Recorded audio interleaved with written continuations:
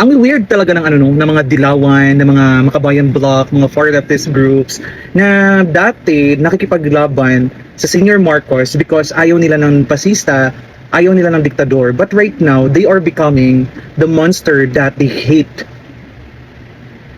Bakit mo nasabi na hindi yan pwede maging presidente? Attorney yata to eh. Correct me if I'm wrong, attorney yata to si Luke Espiritu. And, sir, paano man... Ang funny no, kasi right now, yung mga nilalabanan ng mga makabayang bloc dati, yung mga nilalabanan ng mga Liberal Party, yung mga far left-leaning groups na ayaw nila sa diktador, pasista na Senior Marcos, pero right now, parang sila yung mga naging diktador. Diba si Luke Espiritu is attorney to, so paano mo nasabing walang karapatang maging pangulo si Sara Duterte? Diba? Diba po?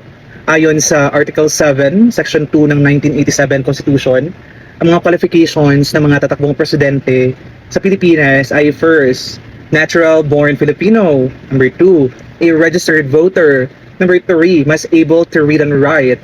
Number 4, 40 years of age at the day of the election. And number 5, must have resided in the Philippines 10 years before the election is held.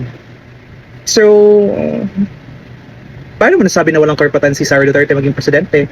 Dahil sa mga allegations niyo, accusations niyo. Sir, alam na alaman mo naman yan, sir. Alam na alam mo yan.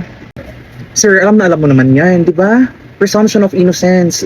Nasa 1987 Constitution pa nga yan eh, di ba? In all criminal prosecutions, the accused shall be presumed innocent until the contrary is proved. So may napatunayan na ba? Na-convict na ba si Sara Duterte sa mga allegations nyo, sa mga accusations nyo? Hindi nyo nga pa nga na-impeach. Diba? All of those things na accusations nyo, mga allegations nyo, Inday Lustay, 11 days, they're all allegations up until na ano nyo, may pruweba na kayo at na guilty na and convicted na si Sara Duterte. Up until wala pa, innocente pa siya, sir, ma'am, sir.